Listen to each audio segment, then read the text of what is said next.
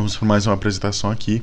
Agora vamos entrar um pouco mais nas nuances do SQL, algumas coisas que podem facilitar o seu uso da linguagem prática em si mesmo, dela realmente aplicada.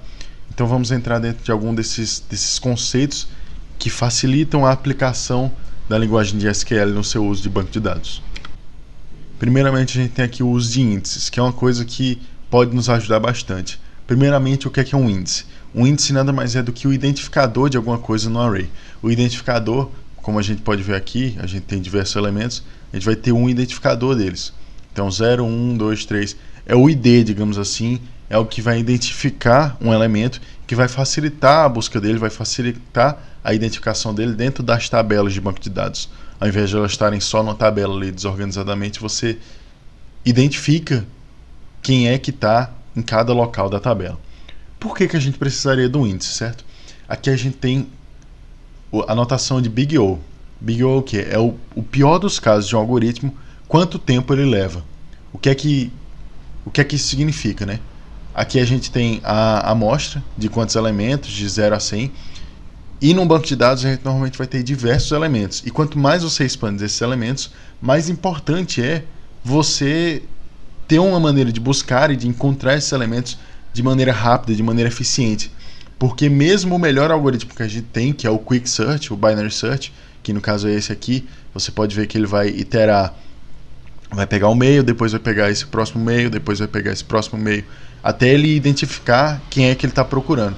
Isso é um algoritmo de busca, é o melhor que a gente tem. Esse é onde você vai, a estratégia de dividir para conquistar. Você vai pegar ele no meio, vai ir separando no meio, até você achar. E no pior dos casos dele, que é justamente essa notação de Big O, que é, a gente tem que considerar pelo pior dos casos e não pelo melhor deles. Porque a gente tem que agir como se fosse esse pior dos casos para garantir que mesmo nesse pior dos casos a performance do aplicativo ainda esteja boa, que ela não esteja demorando demais, que ela não esteja custando demais para o hardware, né, para os processadores e etc. Então, mesmo assim, nesse caso do Binary Search, o pior caso deles, que é o melhor algoritmo que a gente tem, ele ainda vai ser O de n elevado ao quadrado. Ou seja, essa operação custa bastante ainda. Se você tiver, por exemplo, um array de 100 elementos, isso aí vai custar 1000 nesse termo de custo, né? De custo de operações. Então é uma coisa que tende a ficar muito, muito pesada. Já caso a gente tenha um índice, a gente não precisa procurar, porque a gente já sabe onde é que vai estar esse elemento que a gente vai estar procurando, então fica O de 1. É só uma operação, é apenas uma operação. Não precisa fazer esse caso de 1000 operações no pior dos casos. Então a gente identifica imediatamente, no caso, essa complexidade aqui de O de 1, que é essa aqui bem embaixo. E a gente pode ver aqui também o gráfico de ele n elevado ao quadrado. É uma coisa que tende a crescer muito na complexidade.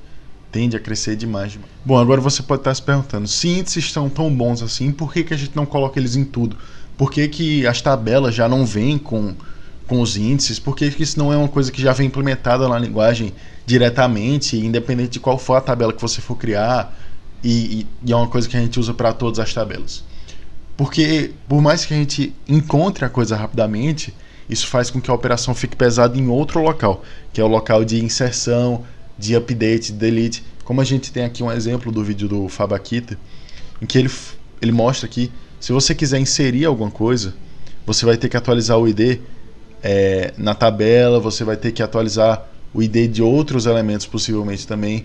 Então cada vez que você vai inserir, dar update ou deletar, você precisa reorganizar a tabela, você precisa fazer isso. E quanto mais tabelas você tiver, mais pesado isso vai ficando. Você vai precisando refazer esse IDs cada vez que você vai fazer uma operação dessa, e isso pode acabar ficando muito custoso. Então cabe ao programador, cabe a você que vai fazer o uso de SQL, que vai fazer o uso de banco de dados, identificar onde é que é melhor você vai colocar índices, onde é que é melhor você não colocar eles. E aí você vai estar trocando, no caso, você pode identificar a coisa rapidamente, mas idealmente alguma coisa que não vai ser tão mexida, que não vai ser tão alterada assim, e que não vai ter tantas inserções, porque senão isso se tornaria bem custoso, essa inserção. Então cabe ao programador esse discernimento. Query Procedures são coisas que vão nos ajudar a encontrar resultados de buscas comuns. O nome completo, na verdade, é Stored Query Procedures, ou seja, alguma coisa que fica guardada, e quando você precisar fazer esse query, essa busca, esse procedimento já vai estar lá, já vai ser uma coisa que você vai ter exemplificado lá, que você já vai ter definido e pode te ajudar a fazer essa busca mais rápido de alguma coisa que você busca com certa constância. Toda vez que você vai entrar no banco de dados, você vai buscar, sei lá, o balanço de um cliente, alguma coisa assim, e aí você pode buscar cliente de tal cidade, como a gente tem aqui no exemplo. Então, são coisas que você pode identificar com esses parâmetros, você coloca os parâmetros ali e vai ter essa busca muito mais rápida, vai ter essa busca já automatizada, já vai ter esse procedimento feito.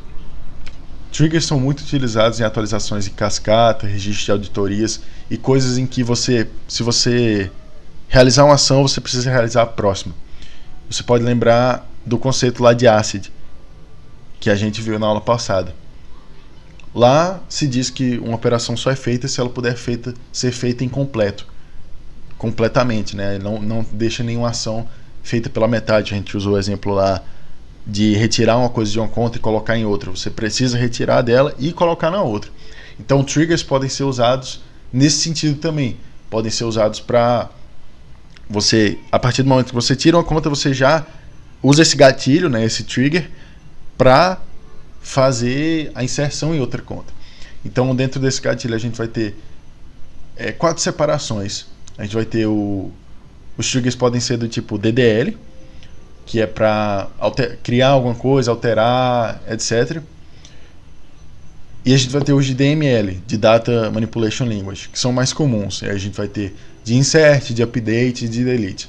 Dentro disso a gente também pode ter os triggers de linha, que são acionados diversas vezes para cada linha afetada pela operação que vai disparar esse trigger. E são úteis para regras de negócio específicas a nível de linha ou para auditoria de dados em nível de linha. Ou seja, é uma coisa que vai ser feito para cada linha. Já o Statement Level Triggers, ou os triggers de nível de declaração, são acionados uma vez para cada operação que dispara o trigger. Então, não importa o tanto de números de linhas que são afetadas, ele é feito uma vez só e tudo certo para cada operação que exigir esse trigger, não é feito para cada linha em si. Aí em cima a gente tem também um exemplo de como é criado um trigger, e aí no caso a gente tem que, antes de cada inserção na tabela, para cada coluna ele vai fazer essa modificação.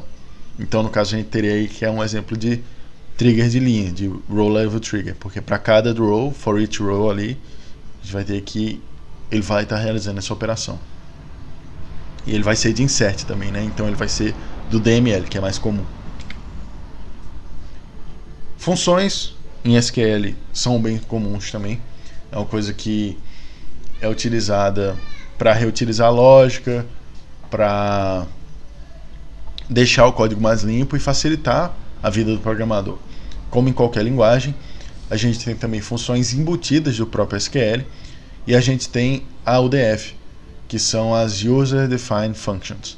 São funções definidas pelo usuário, caso tenha alguma lógica, por exemplo, calcular um desconto que você faz constantemente, e aí você pode usar essas funções para já automatizar isso, para já deixar a lógica ali perfeitinha, sem você precisar estar reutilizando, estar reescrevendo o código toda vez. Você pode só chamar essa função. E aí dentro das funções embutidas do SQL a gente também vai ter diversos exemplos, funções que calculam a quantidade de tabelas, que mostram as tabelas, e aí vai depender do seu uso, do que é que você está querendo fazer com elas, né? São coisas que vão facilitar também. E para um exemplo prático aqui do que a gente aprendeu nessa aula, a gente vai ter um sistema de e-commerce. Digamos então que a gente cria uma tabela com IDs para os produtos a fim de facilitar as buscas, para que a gente possa já identificar o produto pelo ID e poder ter diversos produtos. No caso seria uma loja de e-commerce bem grande, porque se fosse uma loja pequena, às vezes não valeria tanto a pena colocar esses IDs, justamente por aquela coisa de dificultar as operações de inserção, update e deleção de produtos. Então o cenário ideal seria o quê? Uma loja onde a gente tem diversos produtos que normalmente não são removidos da oferta, nem são colocados novos, e O update não é algo que realmente que dá para evitar, né? Mas dentro disso, os produtos que forem menos atualizados possíveis. Então, uma loja que não esteja se reinventando tanto, mas que tenha diversos produtos. E além disso, a gente vai ter também uma tabela para pedidos. A gente pode utilizar um procedure, que é, no caso, aquela coisa de busca que a gente acabou de ver. Quando a gente quer identificar um pedido que qualifica para algum desconto, por exemplo, a gente vê quais são os pedidos que foram feitos até tal dia, etc. Essas buscas é o que a gente pode guardar e já usar esse procedure. A gente pode utilizar também os triggers, quando é feito, por exemplo, um pedido, para a gente poder atualizar esse estoque, para a gente poder remover do estoque, para a gente poder adicionar no estoque. Então, quando é feito o pedido, a gente já vai automaticamente tirar, a gente já vai falar, ó, fez o pedido, vamos tirar do estoque, vamos tirar a quantidade, né, de produtos que foi feito o pedido, já vamos retirar do estoque, já vamos mandar. E aí a gente pode utilizar uma função para calcular, por exemplo, o total do pedido com desconto. Utilizando aí o exemplo do Procedures também, a gente pode utilizar essa função para, às vezes, calcular, dependendo da fidelidade do cliente ou do preço. E como normalmente são operações com porcentagem, então é uma coisa que pode se utilizar uma lógica mais rebuscada do que uma operação só. E aí a gente cabe encapsular nessa função e já deixar certinho ali para a gente já ter esse cálculo padronizado. A aula de hoje foi isso. A próxima aula nós vamos falar um pouco mais sobre a segurança do SQL, sobre criptografia e essas coisas que tornam o banco de dados tão seguro.